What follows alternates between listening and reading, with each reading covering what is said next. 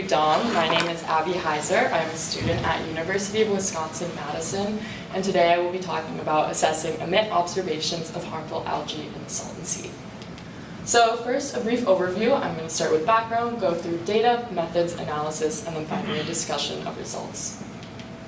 So what is the Salton Sea? Here we are located at UCI campus, and we see to the east is the Salton Sea. This image showcases how large the lake truly is. In fact, it is California's largest lake. It was formed in 1905 due to flooding of the Colorado River, and it is located to the south of the Coachella Valley here, and then to the north of the Imperial Valley there. In the 60s and 70s, it was a popular recreation area, and it even got more tourists than Yosemite National Park at that time, and then it had a super diverse ecosystem. Now, however, we see a very different lake. This is an image I took in the P3 flying over the Salton Sea. It's a very shallow lake, and it looks like this because of all the agricultural runoff from the surrounding area. It's also an endorheic lake, meaning that there is no outflow, and all this water is either seeping into the ground or escaping through evaporation. And this has led to all the salts and nutrients from the runoff being trapped in this lake water. So this has led to this lake becoming saltier than the Pacific Ocean, as well as these nutrients leading to a lot of frequent algal blooms. Another interesting thing to note is that the WAS group actually reported high dimethyl sulfate, or DMS, near the Salton Sea this year, and this is a byproduct of algal blooms, this DMS. So another reason that we're seeing more frequent algal blooms is because we're seeing these lake surface elevation levels on a steady decline, meaning that the water in the lake is diminishing, and therefore these nutrients in the lake are becoming more concentrated. So what are HABs? They are harmful algal blooms, and they are made up of phytoplankton, which are microscopic marine algae. And these phytoplankton can produce toxic and harmful effects for fish, marine mammals, humans, as well as birds. There's a variety of different types of phytoplankton. I have some shown here. Today we will be talking about the cyanobacteria here. These are often called blue-green algae, and they are most common in lakes, which is why we will be looking at them in the Salton Sea. These blooms can last several weeks, and they usually peak in the summertime when we see our highest temperatures. So what is EMIT? It is the Earth Surface Mineral Dust Source Investigator. It is a hyperspectral imaging spectrometer that is recently launched in 2022 and is on the International Space Station. I was looking at a couple instruments and satellites to observe HABs in the Salton Sea, and I found an exciting opportunity with it first being used on aquatics in the past SARP of 2023. And another reason I chose EMIT was because of its high spatial resolution of 60 meters and the high spectral resolution with 285 bands. And then I also attended NASA JPL's EMIT Aquatic Tag Up, where we discussed HyperCoast, which is a new Python package that works with processing EMIT data in looking at these aquatic environments. So this is the planned build-up coverage of EMIT. It's mainly focused at looking at these desert areas with a lot of dust source. So we got lucky that the Salton Sea is located up here in a desert, and it's important to note that a lot of these super polluted lakes are located in deserts. So there's a good opportunity for us to utilize EMIT potentially in the future to look at other super polluted lakes. So the processing levels, we start with our raw data, and the level that I will be looking at is 2A. This is the surface reflectance with the correction for atmospheric effects. So surface reflectance, if we think of the incident light as the sunlight, specifically in aquatic remote sensing, we're looking at the light that enters the water and then comes back to the sensor.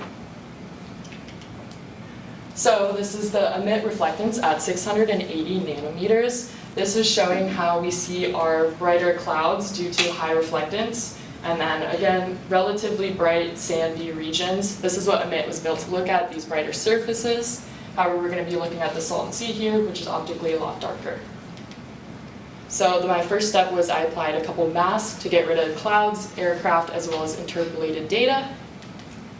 So this is our before and then after of applying those masks. So how do you use EMIT to identify algal blooms? We apply some spectral shape algorithms. Our first one is CI, or Cyanobacteria Index there, And our second one is scattering line height, or SLH. Both of these have been validated, and they use remote sensing reflectance as well as wavelengths in their calculation. So a paper published in 2015 applied these two algorithms to MASTER, HICO, and AVERIS, which are multispectral and hyperspectral instruments. And they looked at a couple lakes in California. They essentially set up the foundation for this remote sensing of cyanobacteria. And specifically looking at Pinto Lake, California, which is a shallow and hypereutrophic lake similar to the Salton Sea, they got in situ observations of this pigment here that is found in cyanobacteria, and they show the correlation between the density of that, they show the correlation between the concentration of that pigment and the CI as well as the SLH. So we see a slightly better correlation between SLH and these cyanobacteria.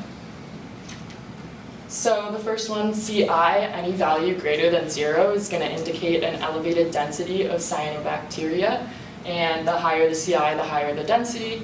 This one is centered at 681 nanometers, and it has been used on Lake Erie, which is optically very similar to the Salton Sea because it is relatively shallow, and it also has these same cyanohabs. The second one is SLH. This is estimating the probability of these surface-forming cyanobacteria blooms. This one is centered at 714 nanometers. So we have two spectral signatures here. The first one on the left is with a high CI. The second one over here is an area of low CI. So these algorithms are kind of quantifying the shape and the peak at these particular wavelengths. We have the 681 here and then the 714 there. We see a much higher peak over here. It's important to note that this axis is also much larger than the one over here. So where are algal blooms in the Salton Sea? Just want to reiterate, we're going to be comparing two cyanobacteria algorithms for EMIT scenes with the full coverage that we do have from 2023 to 2024. So our first scene here is April 2nd of 2023. We see latitude here, longitude there, and then the darker purple color on the left graph means a low CI, the brighter yellow means a high CI. On the right one, the darker purple means low SLH, and then the brighter yellow means high SLH. So for the most part, we see these high densities just on that coast down there, and the rest of the lake is relatively lower. And then our second scene, May 29th, we see a similar shape and spread down here. We don't get the full image, but a little bit more on this other side of the lake. And then August 18th, we see the lake begin to clear out, and this is likely just due to the seasonality of these cyanohabs. 2024, we see a lot different picture. We see a much higher value of CI as well as SLH all over the lake. And then May 21st, even more. It's also important to note that these algorithms are looking at anomalies that are not related to sediments in the water. So they're actually picking up the fluorescence of these cyanobacteria. And then this is also our most recent picture to date of the Salton Sea. So what does this all mean? I wanted to come up with some hypotheses as to why we see such a vast difference between 2023 and 2024. So my first hypothesis has to do with Hurricane Hilary. It made landfall here around the Salton Sea, August 20th of 2023. So we saw a lot of heavy rainfall as well as strong winds. And I'm thinking that this likely stirred up a lot of debris, and then those nutrients were deposited into the lake, and that's why we see the following year a big bloom. My second hypothesis has to do with the cyclonic rotation we see on the water there. As Dom explained, cyclonic rotation in the northern hemisphere means surface divergence of water, and then upwelling bringing the nutrients from the bottom of the lake and fueling these blooms. So some future explorations, I would love to look more into what causes these Salton Sea HABs, including getting more into my hypotheses, as well as looking at fertilizer use in the surrounding area and how these impact the bloom's intensity, as well as looking at the atmospheric effects of these Salton Sea HABs, including looking at the dimethyl sulfate we reported, as well as other aerosols. Then looking at other lakes that are optically similar, which includes Lake Erie and Utah Lake, and then applying other algorithms that are working with identifying these HABs, as well as trying the new paste products that look at the phytoplankton assemblage. So overall, the importance of using EMIT is these hyperspectral instruments look at a bunch of different wavelengths, and so therefore it allows us to use these algorithms that can look at very specific wavelengths. And so hopefully from there we can create better algorithms based on those specific wavelengths and build multispectral instruments that have those required bands.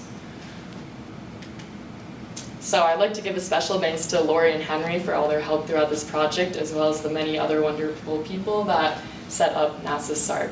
Thank you.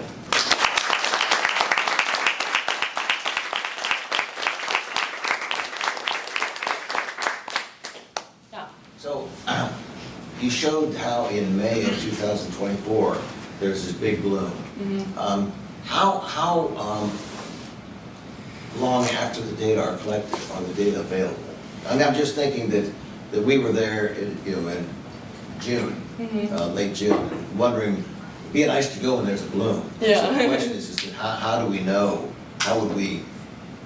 I mean, if it's like a month after the data are collected, that doesn't help us too much. But if it's yeah, so I'm not exactly sure. I know I started gathering this data probably early July. So from the end of May to early July, I had that. I'm not exactly sure how long that would be. I think it is relatively quick compared to other instruments. But you started looking in July, and what you got was May. I can help. Oh, okay, sorry. Yeah. So EMIT is on the space station, and it can only look straight down, and so it has an irregular orbit. 52 north and 52 south, and so it's probably like once every 16 days or something that it might get the Salton Sea, but it's within a day or so that you'll have that level 2, 1D, whatever data that you needed, but then you need somebody to create that wonderful Algae have image. That's not a standard product. Okay. But some other good news is last month EMIT finished its prime mission, which was studying the deserts of the planet, and now it's sampling the rest of the Earth. And so there'll be other lakes or other features where we'll have EMIT data. So they were basically turning off the instrument and not looking at the rest of the planet. Now they're allowed to sample the rest of the planet. I don't think it's going to be looking over the oceans because they're so dark, but it's primarily focusing on the rest of the land on Earth. So should get regular, but I'm not sure what that frequency is. Yeah. Of images of the Salton Sea. Yeah, thank you very much. Yeah, another thing is just has to do with like the day and night as far as coverage and like cloud cover. I saw a lot of images, however, some of them were like completely covered in clouds, so we couldn't really see the lake. So yeah, thank you. Thank you. Yeah. I know hurricanes don't commonly make landfall on the West Coast. Do you think that the Salton Sea will return kind of back to how it was previously before this how algae bloom occurred? Kind of like how it was a little bit more dispersive and not as concentrated? Yeah, I'm not really sure. I guess it would depend on like how much of those nutrients have been like used by those cyanobacteria. And again, I'm not 100% certain on whether this was due to the hurricane. It could also be that cyclonic rotation. So I'm not sure about that, but that would be a good question to look into. Thank you.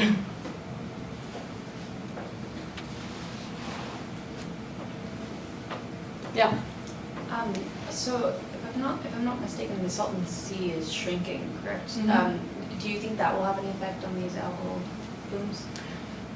Yeah, so essentially they're becoming more frequent just because the nutrients in the lake are more like concentrated. Mm-hmm. So we're having less water and more of these nutrients. So the blooms are most likely going to be more frequent as well as more widespread. Another interesting thing is that I was reading about how, like, say the Salton Sea does dry up, then all of this, like, chemicals are going to be on the sand, and if a dust storm were to hit, this would be really, really dangerous and deadly to the people that live around, just because all those chemicals would be in the air. Yeah. We'll get a lawsuit back after that.